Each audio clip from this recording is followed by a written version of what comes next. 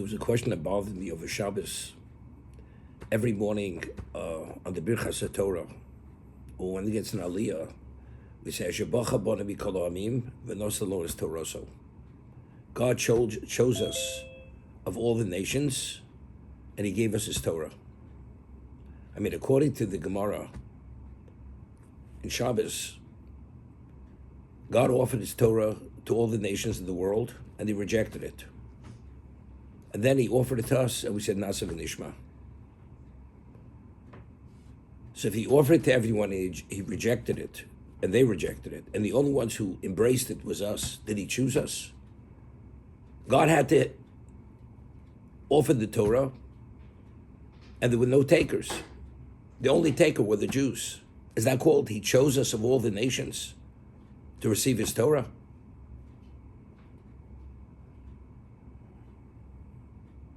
You know, the Gemara tells of our story in Shabbos, and there's a children's book years ago.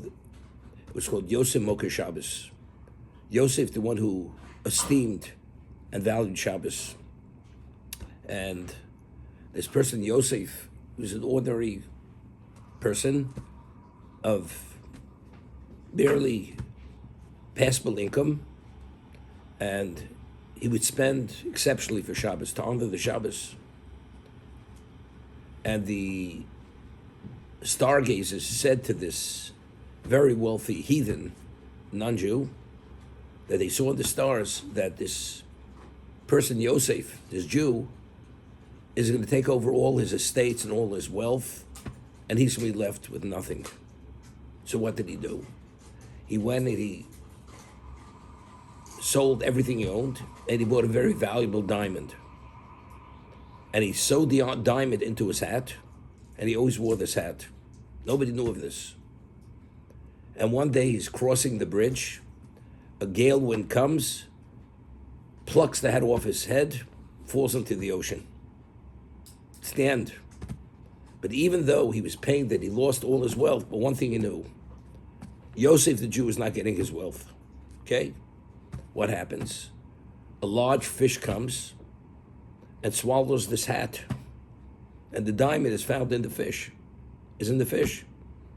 The fishermen, they catch this very large fish, and it's for sale Friday, and they can't sell it. No takers for this fish. This Yosef comes, and they knew he's the only who always looked for the largest fish to honor his Shabbos. They were not Jewish fishermen. And they said, Yosef, we have this special fish. Would you want to buy it? He said, of course I'll buy it. As he opens the fish, he finds this very valuable diamond and becomes a very wealthy man. That's the story in the Gemara Shabbos. That's Yosef Moker Shabbos. So that he found the diamond, of course, God chose him that he should find the diamond. The other person lost the diamond. But the nations of the world, when they rejected the Torah, that was their free will. And they're even held culpable for rejecting the Torah, which God offered them. And the Jews were the only takers. Did God choose the Jews as His people? He had to give the Torah to someone. No one else was interested. But yet we say, Asher-bacha bana mikol ha'amim v'nosa lo es Toroso. He chose us of all the nations to give us His Torah. So how's this choosing us? That's the question that bothered me on Shabbos. So according to what we were saying last week, now, the Jews themselves, when they entered into the sea, as it says, when we said Ozi Osher, it says, Hamayim ho'olem choma miminam u'smolam. The water was a wall to the right and left, and the word choma is spelled chema. The vav is deleted, so without the vowels, it could be read chema.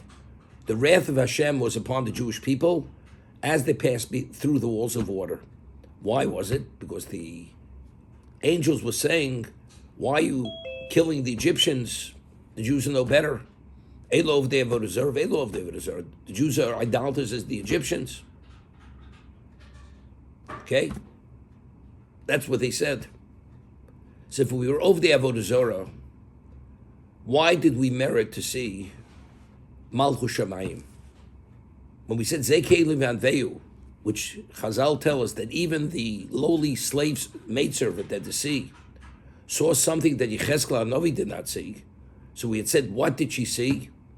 What were the Jews privy to at the splitting of the sea? God's majesty. Now, why were they privy to God's majesty? So if you look at Rashi, it says, Hashem split the sea on behalf of the Jews. So Rashi says, Ba'avur emunosam. He split the sea because they had emunah, that they went into an uncharted desert, and that was the faith in God. That's why Hashem split the sea for them. Because of that faith and belief they had in God, that He will provide for them, as He said He would. So we had asked a question, why did 80% die during the days of darkness? Because they weren't interested in going out. So the question he asked was, Hashem could have compelled them to leave, right? Why didn't He? So what we had said last week was, because if He would have compelled them to go out of Egypt, they would have been worthy to witness the Malchus Shamayim, to witness God's majesty. The only reason why they merited to witness God's majesty was they displayed their unswerving faith in Hashem, that they're willing to go into this uncharted desert. Okay? Therefore, when Hashem offered us the Torah at Sinai, why did we not reject it? The nations of the world, what does it say in Oz Yoshir? Nivelu al Lufi Edom. The princes of Edom were confused. They were paralyzed with fear. The Philistines trembled. What was going on? They heard how Hashem destroyed, but they witnessed nothing. They understood God's power, but they didn't see who God was. Hashem showed us who He is.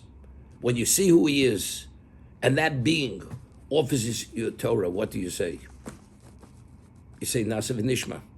So the only reason why we said Nasa v'nishma was because we were privy to Malchuscha, to God's majesty. If the 80% would have gone out with the Jews, they wouldn't have been worthy of that. And if they wouldn't have been worthy of that, they wouldn't have seen Malchuscha. So if they wouldn't have seen Malchuscha, they wouldn't have said Nasa v'nishma. If they wouldn't have said Nasa v'nishma, we accept unequivocally, the Jews wouldn't have received the Torah. So in what way did God choose us? By having 80% die during the days of darkness, and as a result of that, we were worthy to see His majesty. Once we saw His majesty, we said Nasa v'nishma.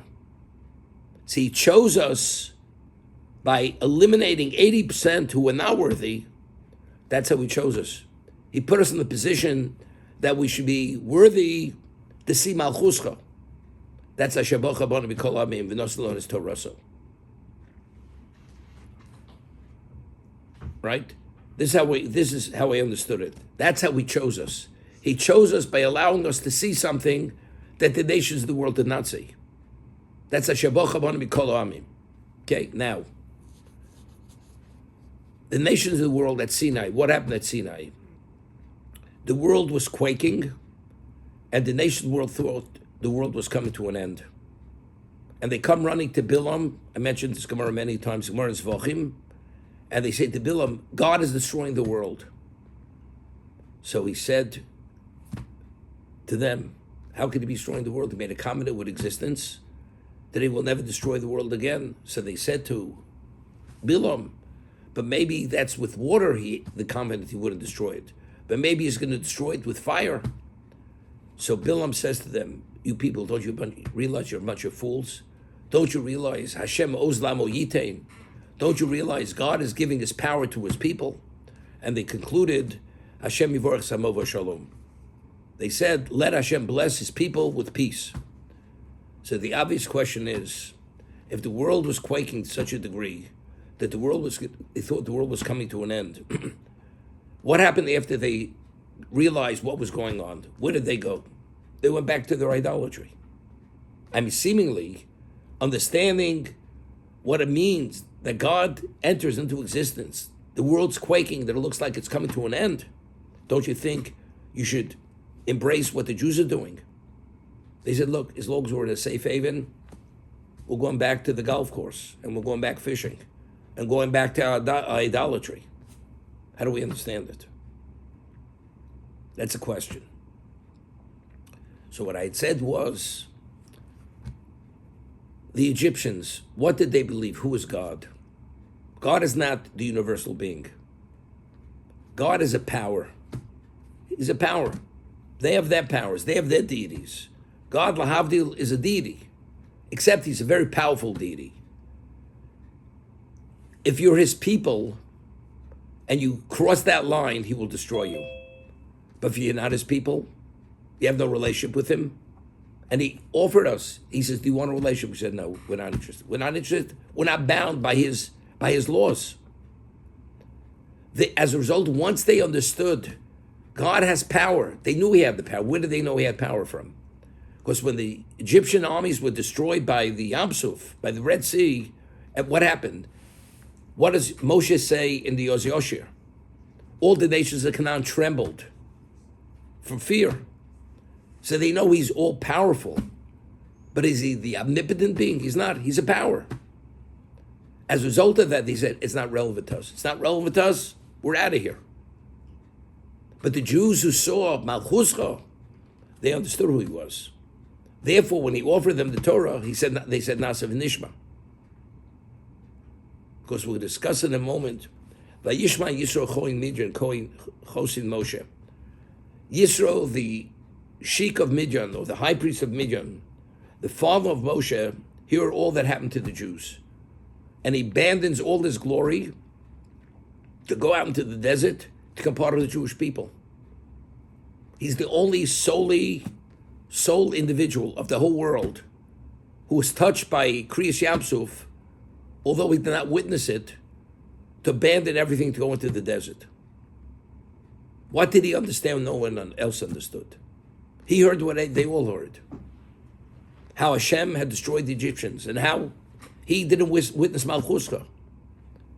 So if the nations knew he was the all-powerful one, but not the Almighty. There were other powers independent of him. So why was Yisro able to process it in a way to have an appreciation for truth, to abandon his glory, which no one else did?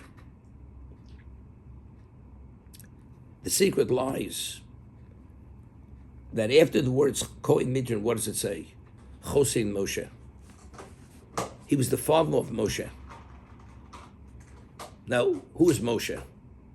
Moshe is the most special Jew who ever walked the face of the earth. Moshe had fled to Midian, and Yisro had taken him as a son-in-law.